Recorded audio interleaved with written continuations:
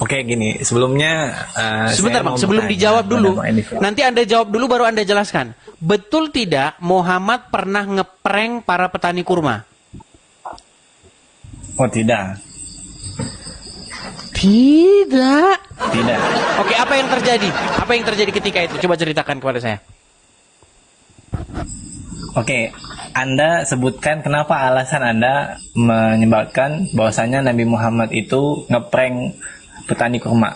Oke, coba ceritakan kepada saya apa yang terjadi ketika Muhammad bertemu dengan para petani kurma. Anda dulu yang menyebutkan alasannya apa? Oke, Kan apakah Anda tahu bahwa Muhammad pernah ke Madinah dan dia berkata kepada para petani kurma untuk meninggalkan kebiasaan-kebiasaan mereka? Oke, kalau Anda baca secara detail dalam kisah Sirah Nabawi, ya, itu ketika pada masa zaman jahiliyah. Zaman jahiliyah ini orang Tahu tidak zaman tahu jahiliyah apa yang dikatakannya. Seorang cucu Nabi foto profil seperti Habaib tidak tahu. Memang betul ya. Semakin besar sorbannya, semakin tidak ada isinya. Baik. Iya, kita tahu teman-teman, karena memang orang Indonesia senang melihat sorban. Sorban yang besar, maka dia adalah Habib. Gimana? Ya, kamu mengatakan seperti itu dan mungkin Muhammad itu mengeprank umat Islam dengan apa landasannya? Baik, saya akan tunjukkan ya bahwasanya Muhammad ngeprank para petani kurma. Sebentar ya. Baik. Kita akan bukakan hadisnya ya. Saya balikkan. Ini sebenarnya Anda bilang saja tidak tahu, Bang. Baik. Ya, Bang ya. Kamu yang belum baca kisah. Oke. Baik, Bang. Saya bacakan dulu, Bang. Makasih, Bang Agus. Ya. Hati-hati teman-teman yang memberikan gift, nanti salah kalian malah kasih sama Habib. Oke, ini Bang ya. Dari Bang, saya bacakan dulu ya nih. Perhatikan ya Bang, kisah Nabi Muhammad yang pernah salah kepada para petani kurma. Perhatikan Bang ya. Ini hadisnya jelas. Dijelaskan dalam sebuah riwayat hadis, perhatikan, dari Anas, bahwa Nabi Muhammad SAW pernah melewati suatu kaum yang sedang mengawinkan pohon kurma. Lalu beliau bersabda, sekiranya mereka tidak melakukannya, kurma itu akan tetap baik.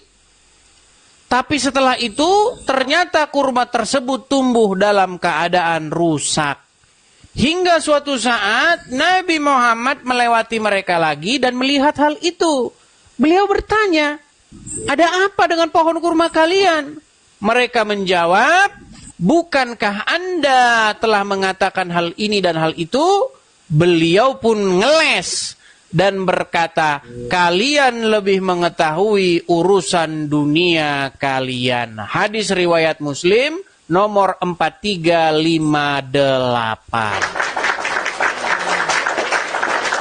Nih, saya bacakan ya. Penjelasan lebih lengkap terkait hadis ini terdapat dalam riwayat Muslim nomor 4356 yang dikutip dari ayahnya Musa bin Tolah seraya berkata, saya bersama Rasulullah pernah berjalan melewati orang-orang yang sedang berada di pucuk pohon kurma.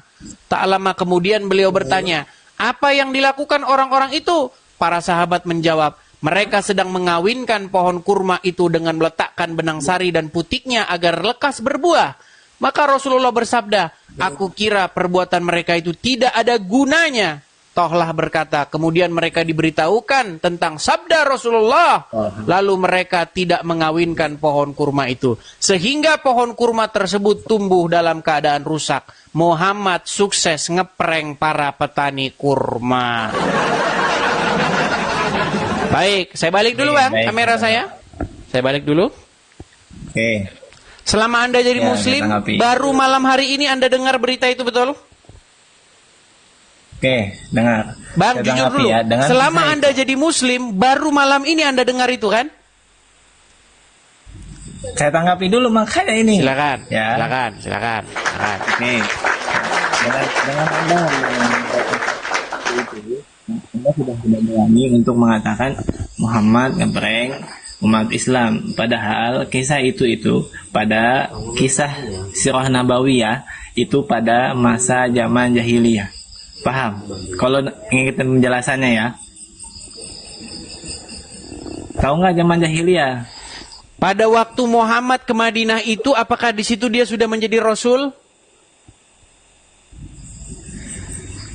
Ya, sudah. Sudah jadi Nabi. Bagaimana dia sudah jadi Nabi? Anda katakan masa jahiliyah. Masa jahiliyah itu adalah masa ketika Muhammad belum menjadi Nabi. Sebelum berumur 40 tahun. Di mana orang-orang di situ adalah para penyembah berhala. Ya, saya paham situnya. Tapi kan pada masa itu umat Islam belum semuanya masuk Islam, masih dalam zaman kebodohan. Oke, tapi Walaupun apa yang Nabi diucapkan Muhammad oleh Muhammad ketika dia telah menjadi nabi, betul? Iya, betul. Ketika Nabi Muhammad sudah menjadi nabi, tapi belum semuanya itu untuk mengikut Nabi Muhammad. Makanya di situ dikatakan zaman jahiliyah. Baca yang jelas dong kisah sirah nabawiyahnya. Oke, saya nggak punya data. Demi Allah saya lagi di Jogja. Ya, kalau ada bukan yang ingin saya tanyakan kepada Anda bahwa ketika Muhammad mengucapkan itu pada waktu itu dia sudah menjadi nabi, betul? Iya, betul. Oke, ternyata ucapannya salah tidak? Oh, tidak. Ya salah, ini bagaimana? Ini judulnya saja, ini loh.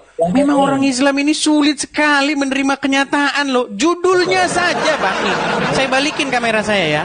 Judulnya saja sudah mengatakan Muhammad itu salah. Nih loh. Ya, kamu saya ketik ya, nih. Data di internet. Kamu itu nyari data di internet. Ya. Jadi menurut Anda Muhammad tidak salah ini? Judulnya saja nih, kisah Nabi Muhammad yang pernah salah kepada para petani kurma. Datanya di internet ya susah. Kalau datanya di internet susah, bukan datanya di kitab. Oh ya sudah, mana tunjukkan apa yang menjadi dalil yang ada di kitab. Mau coba tunjukkan kepada saya. Anda bisa baca dalam kisah sirah nabawiyah ya. Iya, Anda yang bacakan. Kok jadi saya yang bacakan? Anda kalau saya punya saya ini isinya. Coba bacakan. Oke, kan saya bilang saya lagi ada di Jogja. Ini namanya ngarang bebas. Ini namanya Anda sedang mengarang bebas. Sekarang begini, intinya kita lagi libur kerja ya kan. Nah, inilah ke Jogja. Terus kenapa Anda naik kemari? Kenapa Anda naik kemari? Ya, ingin menunjukkan bahwa Anda tidak tahu apa-apa gitu. Mengatakan Anda bisa-bisa saja menyebutkan Muhammad ngeprank umat Islam dengan data. Itu kan sudah jelas ngeprank. Dia mengatakan kepada para petani kurma supaya perbuatan mengawinkan benang sari dan putik itu ditinggalkan. Karena kalau itu ditinggalkan, kurma itu akan berbuah begitu saja. Akan baik-baik saja. Ternyata ditinggalkan, malah pohon kurma mereka itu tidak menghasilkan buah, alias gagal panen.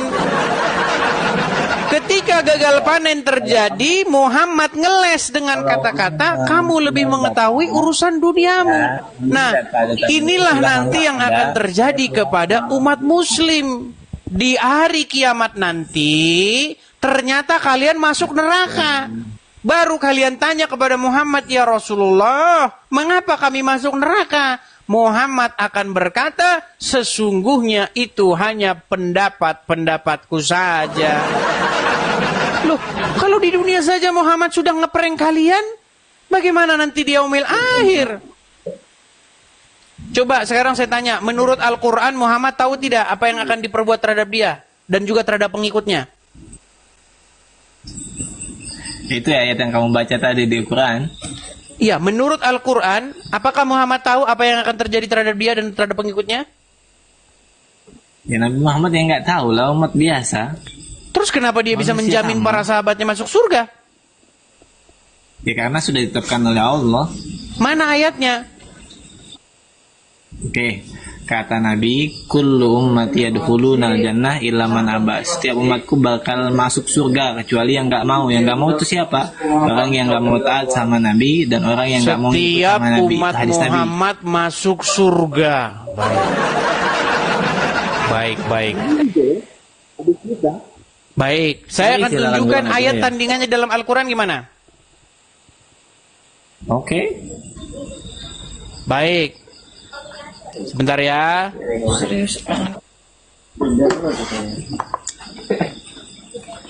Saya akan tunjukkan satu ayat di dalam Al-Quran yang membuktikan sebaliknya atau kebalikannya. Perhatikan.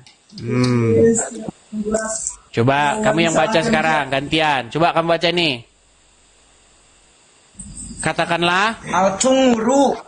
Katakanlah. Nggak kelihatan ke Bang, maaf. Katakanlah. Nggak kelihatan ada. Kamu aja yang baca, saya nggak kelihatan. Iya, pantesan masih Islam, Bang. Katakanlah, aku bukanlah Rasul yang pertama di antara Rasul-Rasul. Dan aku tidak mengetahui apa yang akan diperbuat terhadapku dan tidak pula terhadapmu. Ya, sekarang gini aja. Nabi Muhammad itu manusia seperti kita biasa. Terus kenapa di Beda satu tingkatan sisi beliau dia dengan tahu bahwa semua umat muslim masuk surga? Sementara di dalam Al-Quran dikatakan aku tidak tahu apa yang akan diperbuat terhadapku dan juga terhadapmu. Ini gimana sih? kalau datanya itu. Karena Allah kan saya bilang Allah yang ngejamin. Bukan Nabi Muhammad. Ngomong sama orang Islam, memang kita harus siap-siap jadi kitiran.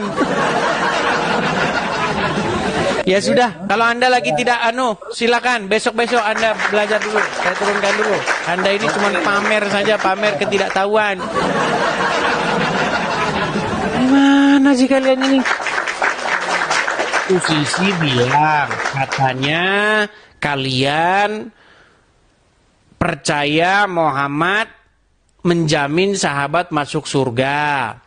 Satu sisi bilang Muhammad tidak tahu apa yang akan diperbuat terhadap dia dan juga terhadap pengikutnya. Makanya saya bilang habislah kalian diprank sama Muhammad.